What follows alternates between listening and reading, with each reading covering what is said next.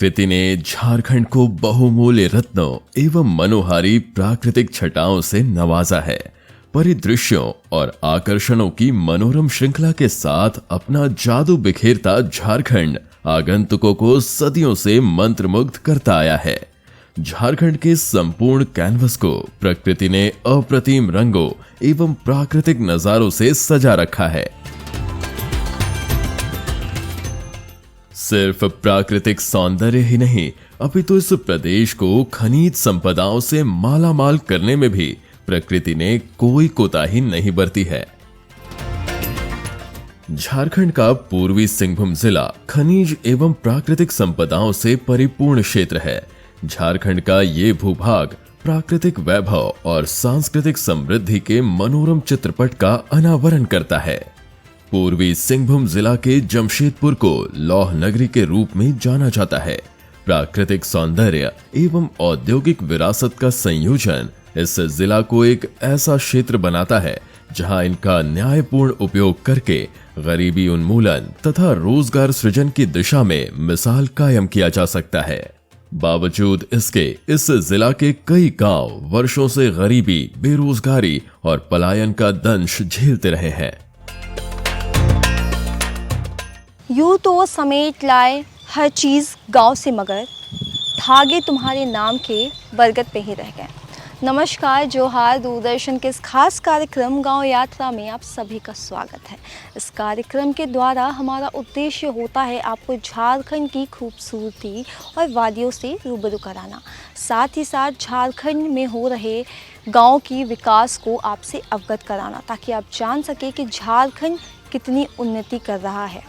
और इसी क्रम में आज हम मौजूद हैं पूर्वी सिंहभूम के पटमदा प्रखंड के गांव में, और हम आज यहाँ के आसपास के गांव का भी भ्रमण करेंगे और जानेंगे कि यहाँ पे कितनी उन्नति हो रही है। ग्रामीणों को ऐसी क्या चीज़ें हैं, कौन सी योजनाएं हैं जिसकी वजह से उनकी आर्थिक स्थिति में सुधार देखा जा रहा है।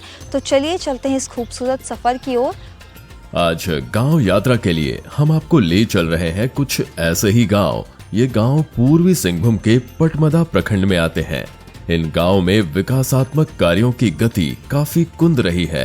हालांकि पिछले कुछ वर्षों में सरकारी एवं गैर सरकारी संगठनों के प्रयास से एक परिवर्तनकारी यात्रा की शुरुआत हुई है। ग्रामीणों के जीवन में कुछ सकारात्मक बदलाव भी परिलक्षित होते देखे जा रहे हैं। आदिवासी बहुल प्रदेश झारखंड में कृषि यहाँ के लोगों का मुख्य पेशा रहा है। सदियों से यहाँ की महिलाएं घरेलू कार्यों के अतिरिक्त कृषि और पशुपालन में पुरुषों के साथ कंधे से कंधा मिलाकर चलती आई हैं। लेकिन सामाजिक स्तर पर न तो उन्हें पुरुषों के बराबर स्थान मिल पाया, न ही आर्थिक स्वतंत्रता मिल पाई। हालांकि नीतिगत रूप से सरकार द्वारा उन्हें सशक्त करने की विभिन्न योजनाएं बनाई जाती रही, लेकिन जमीनी स्तर पर सही कार्यान्वयन न होने से उनकी स्थिति में अपेक्षित सुधार दृष्टिगोचर नहीं हो पाया है। पिछले कुछ वर्षों में गरीबी उन्मूलन एवं महिला सशक्तिकरण की दिशा में सरकार के साथ गैर सरकारी संगठनों की भूमिका काफी सराहनीय रही। इसी को ध्यान में रखते हुए पूर्वी सिंहभूम में पटमदा प्रखंड के कुछ गांव में टैगोर सोसाइटी नामक एक गैर सरकारी संगठन ने महिला उत्थान एवं सशक्तिकरण की दिशा में अपना सहयोग, समर्थन और मार्गदर्शन देकर ग्रामीण महिलाओं को जमीनी स्तर पर अपेक्षित सहयोग और समुदाय संचालित परियोजनाओं का प्रभार सौंपा, जिससे कुछ हद तक महिला स्वावलंबन का मार्ग प्रशस्त हुआ है। 2013 में मेरा समूह गठन हुआ था। टैगोर सोसाइटी के द्वारा सहायता से ग्रुप किए थे। जैसे हम लोग तब 10 रुपया करके साप्ताहिक बैठक करते थे और साप्ताहिक बचत भी करते थे 10 रुपया। इसी तरह हम पूरा साल भर में बचत करते थे। वही पैसा को हम बैंक में भी रखते थे, और बैंक तभी हम लोगों को बैंक 50,000 रुपया लोन दिया, और उसी लोन से कुछ दीदी खीरा और सब्जी की खेती किए, और ज़्यादा नहीं, हम लोग 1 महीना में वो वापस कर दिए थे। आय मिला और हम लोग इससे बहुत ही उपकार हम लोगों को मिला है। श्रमिक वर्ग की महिलाओं को सरकारी एवं गैर सरकारी योजनाओं के अंतर्गत गांव में हो रहे विकासात्मक कार्यों के श्रम बल के रूप में प्राथमिकता देकर भी उनकी आर्थिकी बेहतर करने का प्रयास किया जा रहा है। हम लोग का जो लेबर ग्रुप बनाया गया है उसका भी मैं अध्यक्ष हूँ। और यहाँ पर जो उपस्थित सभी ग्रुप में हैं, पहले तो ग्रुप नहीं बनाया था लेकिन बहुत असुविधा हुआ था, लेकिन टेगोर सोसाइटी के माध्यम से जब लेबर का ग्रुप बनाए गए हैं तो उसमें हम लोग को बहुत सुविधा मिला है, क्योंकि उसमें जो सूचीबद्ध से चुना गया है उसका जो नंबर ब्लॉक में लिया है और जिस स्कीम में काम हो रहा है उसमें फ़ोन करके बता देते हैं। पहले सबको बुलाना पड़ता था, पहले घर घर घुस के सबको बनना पड़ता था, लेकिन ग्रुप में ऐसी सुविधा है कि फ़ोन करके बता देते हैं, किसी को और जाके बनना नहीं पड़ता है। জিপিএইচডি আমাকে বানায় টেগোর সোসাইটি অফিস থেকে। তারপর জিপিএইচডি কাজ করতে করতে আমি অনেক গ্রামে মানে টোলাতে মিটিং করলাম। মিটিং করার পর গুরুবার সোমবার দিন এখানে রোজগার দিবস হয় গুরুবার দিনে, এবং সোমবার দিনও আমাদের এখানে আসতে হয়। এখানে এসে অনেক মহিলা এখানে এসে আমরাকে বলেন, দিদি আমার জব কার্ড দরকার, আমার নবীকরণ করতে হবে, এবং আমার ডিমান্ড আমাকে অনেকজনেই দেয়। ডিমান্ড কমসে কম 6000 মতো আমি কাজ দিয়েছি এবং নবীকরণও 300 মতন করেছি। তারপর ওরা এসে নানা রকম সমস্যা আমাকে বলে আমি এখানে থেকে রোজগার সেবক দাদার সঙ্গে এখানে তাদের কাজ করে দিই।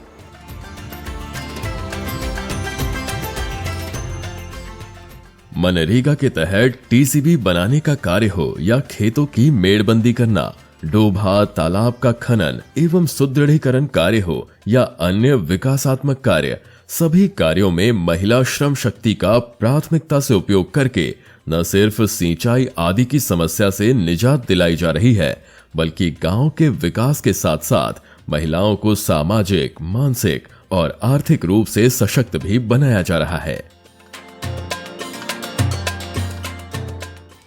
एक ट्रेनिंग पाली, ट्रेनिंग करार पर मैंने हमारा रजिस्ट्रेशन হয়েছে 2021 তখন ছোট বাচ্চা ছিল, তখন আমি কাম করতে পারিনি। তারপরে আমি কাম শুরু করেছি 2022 থেকে। 2022 থেকে কাম শুরু করেছি, মেড়বন্দি কাম করেছি, বাগবানি করেছি, এখন কুমার কাজ শুরু হচ্ছে। তারপরে আগে মহিলারা বাইরে তো কোনো ঘরে এলে, তারপরে এখন আমি ম্যাট হয়ে করিয়ে দিদিদেরকে অনেক বুঝাই, মানে মহিলা পুরুষ একসাথে কাজ করতে না। এখন আমি ম্যাট হওয়ার পরে অনেক দিদিরাকে বুঝাই করিয়ে এখন কাজ করাছি। লেবার গ্রুপ আছে আমার, আর এখন আমার হাতে আগে পয়সা ছিল না, এখন ম্যাট হওয়ার পরে আমার হাজব্যান্ড একা ইয়া করতে পারতুক নাই সামলাতে। এখন আমি ম্যাট হওয়ার পরে আমার অ্যাকাউন্টে কিছু পয়সা থাকে, এখন বাচ্চাকেও পড়াতে পারি, টিউশন করাতে পারি, সব কিছুটা ম্যানেজ করতে পারি। কোনো দিকে যদি পয়সার দরকার হয় তো ওটাও ম্যানেজ হয়।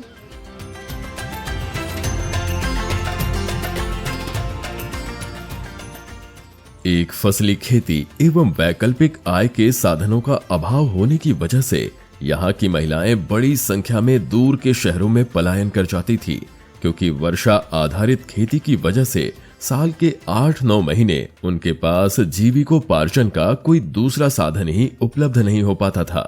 आज पारंपरिक कृषि के दायरे से बाहर निकालकर उन्हें नवीनतम कृषि पद्धतियों से जोड़ा जा रहा है। साथ ही रोजगार के अन्य वैकल्पिक व्यवस्था गांव में ही उपलब्ध कराने पर जोर दिया जा रहा है। আমি এই সেটটা টেগোর সোসাইটি থেকে পেয়েছি। এখানে মানে এই সেটটাই মানে বিভিন্ন সময় মানে সবজি হয়, যখন যেটা সিজনে সব ইয়া হয় পাই আমরা, আর বিক্রিও করতে পারি, ঘরেও খাওয়া হয়। যদি বেশি হয় তাহলে বিক্রি করা হয়, আর ঘরেও আমরা খাওয়া হয়। এটা পোকামাকড় কম লাগে, আর রোদের তাপটাও একটু কম, জলও একটু কম, ইহা মানে বেশি দিন থাকে। गांव के बड़े भूभाग पर कृषि नहीं हो पा रही थी, जिससे जमीन का वो हिस्सा बंजर हो गया था। बिरसा हरित ग्राम योजना और मनरेगा के सौजन्य से गांव का ज्यादातर बंजर भूभाग आज आम के बगीचों में परिवर्तित हो गया है। अभी मेरा 5 साल पार हो गया और इसमें से मुझे फल भी मिल रहा है और इस साल भी मैं कम से कम 4 क्विंटल तक बेच चुका हूँ। यहाँ का जो क्षेत्र है, पानी के बिना कोई भी खेती या सब्जी करना उतना आसान नहीं है, तो इस पेड़ से जो फल का खेती हो रहा है, इससे हम लोगों का कम पानी से ही खाली ज़मीन पे इसका लाभ मिल रहा है। पहले ये सब ज़मीन हम लोग का ऐसे ही रहता था जिसमें कुछ नहीं होता था, चाहकर भी हम लोग कुछ कर नहीं पाते थे। जबकि इस क्षेत्र में जल स्तर भी काफ़ी नीचे है, जिससे हम लोग डोभा कुआं से पानी या खेत पटाने के लिए पर्याप्त मात्रा में पानी नहीं मिल पाता था। लेकिन झारखंड सरकार के द्वारा जो योजना चलाया गया है, बिरसा मुंडा आम बागवानी योजना, इससे पिछले कुछ सालों से काफ़ी मुनाफा हो रहा है।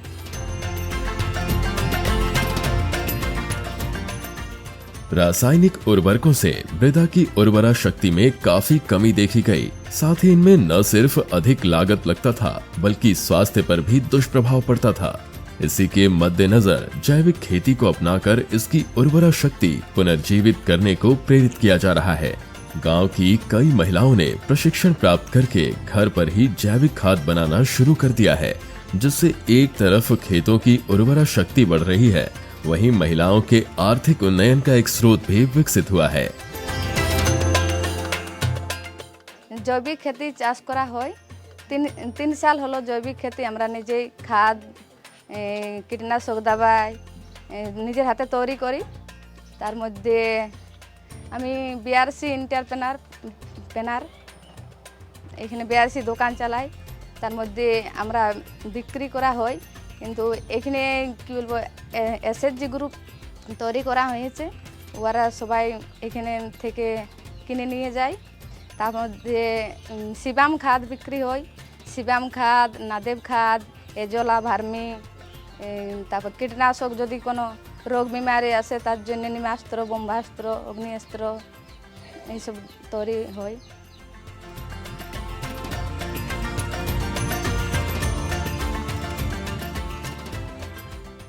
हाँ, फायदा तो होती है, लेकिन বাইরে থেকে যে আমরা খাদ কিনে নিয়ে আসি তার মধ্যে অনেক পয়সা লাগে। কিন্তু এখানে যেটা আমরা নিজের হাতে তৈরি করি পয়সা কম লাগে, পয়সাটা আমাদের বচত আসে। কিছু টাইম লাগে, মানে নিজের হাতে তৈরি করতে গেলে টাইমটুকু লাগে, তার মধ্যে পয়সাটা আমাদের বচত হয়।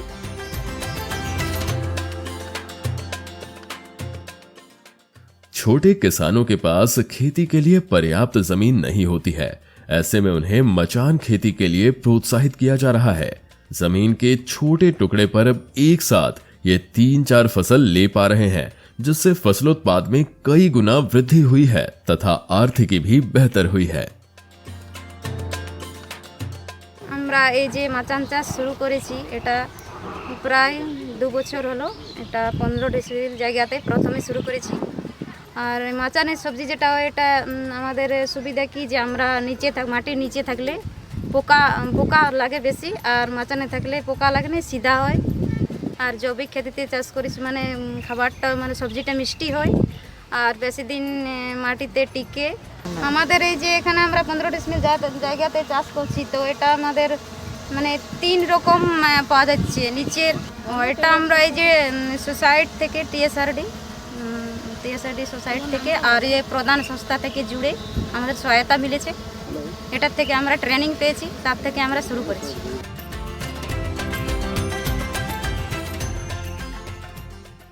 आवास यानी अपना घर मनुष्य की मूलभूत आवश्यकताओं में से एक है, लेकिन गरीबी की वजह से कई परिवारों का ये सपना अधूरा ही रह जाया करता है।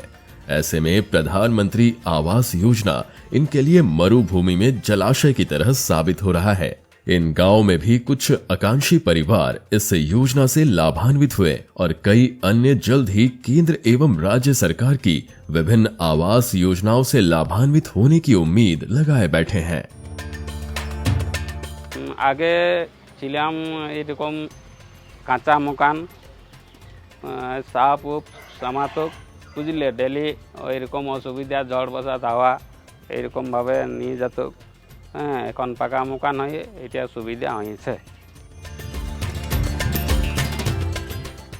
ग्रामीण घरों में बड़ी संख्या में इमारती लकड़ियों का उपयोग किया जाता है। वन क्षेत्र से लकड़ी काटना कानूनन अपराध है। इसे देखते हुए कुछ प्रगतिशील किसानों ने गांव में नर्सरी व्यवसाय भी शुरू कर दिया, जहां विभिन्न प्रकार के इमारती लकड़ियों का पौध तैयार किया जाता है। इससे क्षेत्रीय किसानों को नजदीक में ही इमारती लकड़ियों का कलम उपलब्ध हो पा रहा है तथा आसपास के ग्रामीणों में पौधारोपण की प्रवृत्ति भी बढ़ी है। इससे न सिर्फ नर्सरी संचालक की आर्थिकी सुदृढ़ हो रही है, बल्कि पर्यावरण संरक्षण एवं संवर्धन को भी बढ़ावा मिल रहा है। हम लोग नर्सरी किए हैं, प्राइवेट नर्सरी है। जो भी आदमी मतलब यहाँ आते हैं हम बेचते हैं, इसमें कोई ये नहीं है। जो भी आदमी आते हैं झारखंड, बंगाल, उड़ीसा, ये सब हर जगह मतलब माल जाते हैं। ये जो झारखंड सरकार जो ये चल रहा था पहले सोशल फॉरेस्ट वाला जो प्राइवेट चल रहा था, उस टाइम इधर लगाया था, अभी भी चल रहा है। तो उसी टाइम हम लोग पौधा भी रोपण किए थे, उस टाइम से हम लोग शुरू किए थे। महिलाओं का वित्तीय उन्नयन एवं रोजगार के स्थिर एवं टिकाऊ वैकल्पिक व्यवस्था के सृजन की दृष्टि से कई महिलाओं को मुर्गी पालन के लिए प्रोत्साहित किया जा रहा है। टैगोर सोसाइटी के समर्थन एवं कुशल मार्गदर्शन से प्रोत्साहित होकर कई महिलाओं ने व्यावसायिक दृष्टि से मुर्गी पालन करना शुरू कर दिया है। इससे न केवल उन्हें रोजगार का एक सशक्त जरिया मिला है, अपितु उनके आर्थिक उन्नयन का मार्ग भी सुगम हुआ है। मुर्गी पालनेर पाइছি চাষ আর যতদিন হলো আর এইসব করে মানে নিজের পায়ে দাঁড়াচ্ছি, ইনকাম হয় তা মোটামুটি বাৎসরিক তোমার 20-25 হাজার টাকা হয়।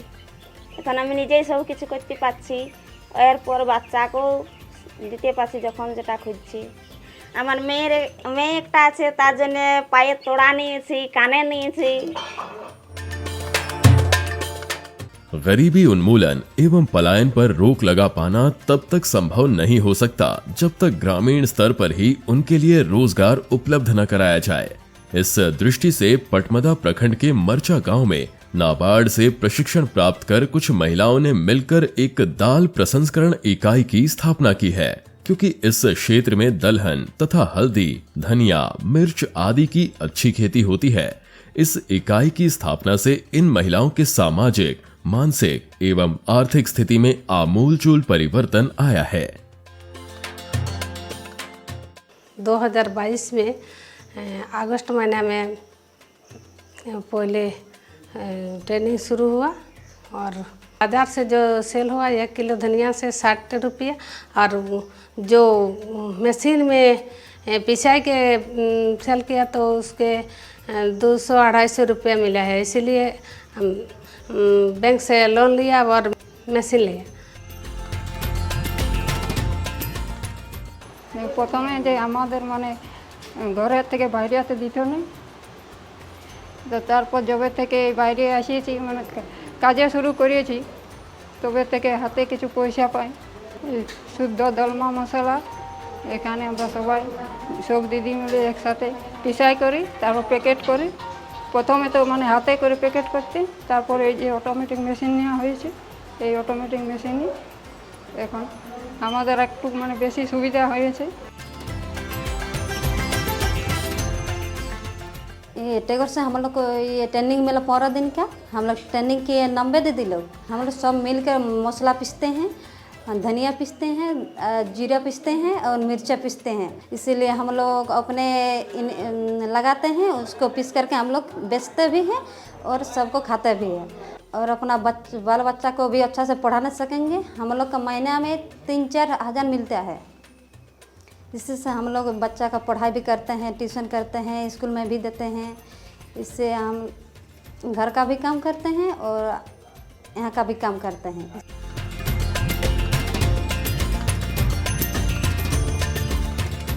हम लोग चाहते हैं कि पुराना जो टेक्नोलॉजी है वो छोड़ के नया टेक्नोलॉजी से कैसे वो लोग का ज़्यादा प्रोडक्शन मिले, वो उसके बारे में हम लोग ट्रेनिंग देते हैं।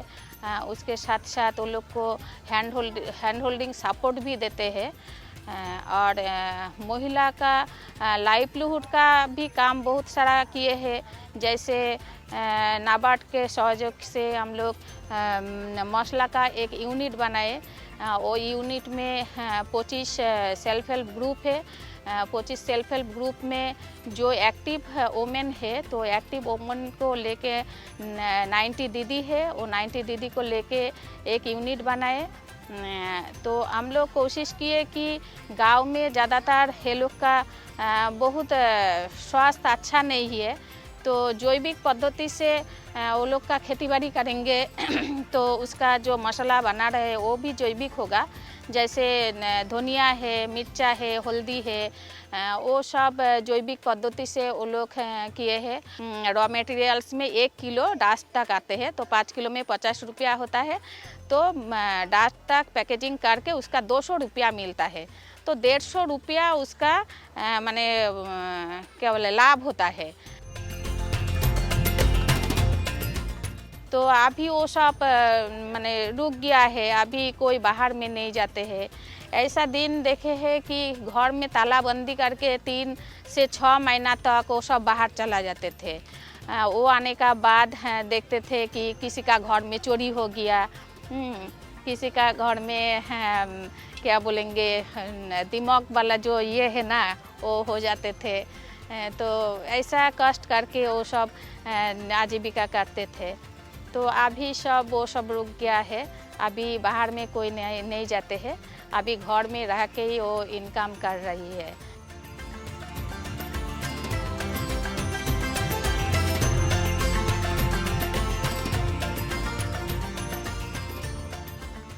आज जो मैं मुखिया बनी हूँ, इसके पीछे बहुत संघर्ष करना पड़ा था, क्योंकि जब हम तो पहले स्कूल में पढ़ाई करते थे और मेरा पढ़ाई चलने के बाद मुझे ऐसा लगा कि मुझे मतलब पंचायत क्षेत्र में आना चाहिए, क्योंकि जब हम देखते थे कि गांव में बहुत सारे परेशानियों का सामना करना पड़ रहा है लोगों को, तो मुझे अच्छा नहीं लगता था। देख के लगता था कि हम इन लोगों का हेल्प कर सके।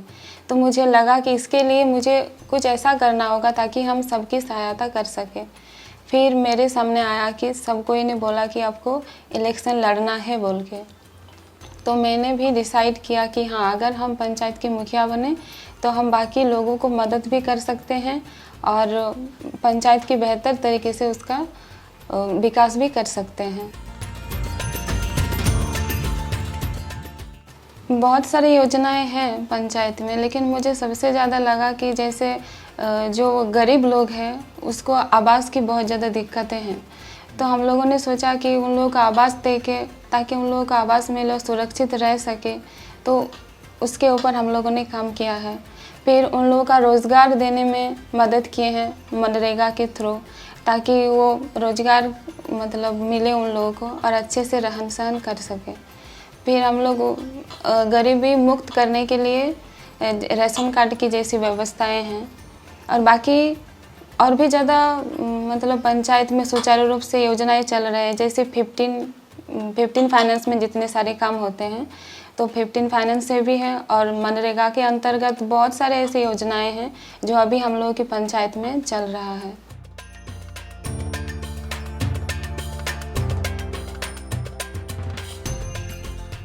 हमारे देश में लगभग आधी आबादी महिलाओं की है। नारी शक्ति को सशक्त एवं समृद्ध बनाए बिना किसी भी समाज, गांव या देश का सर्वांगीण विकास कर पाना असंभव है। सरकारी एवं गैर सरकारी संस्थाओं द्वारा इस दिशा में निरंतर प्रयास किया जा रहा है। इस गांव में भी आपने देखा कि किस तरह महिला सशक्तिकरण की दिशा में किए जा रहे कार्यों से सकारात्मक बदलाव परिलक्षित हो रहे हैं। लेकिन ये कहना अतिशयोक्ति नहीं होगी कि इस दिशा में हो रहे पहल अभी भी नाकाफी है। यदि सभी हितधारक एवं हितभागी एकजुटता से इस दिशा में सरकार द्वारा संचालित अन्य योजनाओं को भी इस गांव की धरातल पर उतार समग्रता से क्रियान्वित करें, तो निश्चय ही न सिर्फ यहाँ की महिलाएं सामाजिक, मानसिक एवं आर्थिक रूप से सशक्त होंगी, बल्कि इन गांव के सर्वांगीण विकास का मार्ग भी प्रशस्त होगा। अक्सर देखा जाता है कि जो हमारे गांव के लोग या आसपास के जो सोसाइटी वाले होते हैं वो महिलाओं को कम आंकते हैं, पर यहाँ पे एक बहुत अच्छा एग्जाम्पल हमें मिला है। एक युवा महिला जो कि मुखिया हैं और वो काफ़ी कम उम्र में ही इस गांव की मुखिया बनी है और उनका जो सोच है, जो फ्यूचर को लेके एक थॉट प्रोसेस है, वो इस गांव को बहुत आगे ले जाने वाला है। और जो गांव या जितने भी जगह होते हैं, मुझे लगता है कि वहाँ पे ज़्यादा से युवाओं को अपना योगदान देना चाहिए, ताकि गांव या कोई भी जगह हो, देश को आगे बढ़ाने में युवाओं का बहुत बड़ा हाथ है। और इसी तरीके से अब मैं इस कार्यक्रम को यहीं विराम देना चाहती हूँ। तो इसी के साथ मुझे और मेरी टीम को दीजिए इजाज़त। मैं और मेरी टीम आपसे मिलेंगे अगले गाँव यात्रा पे। नमस्कार, जोहार।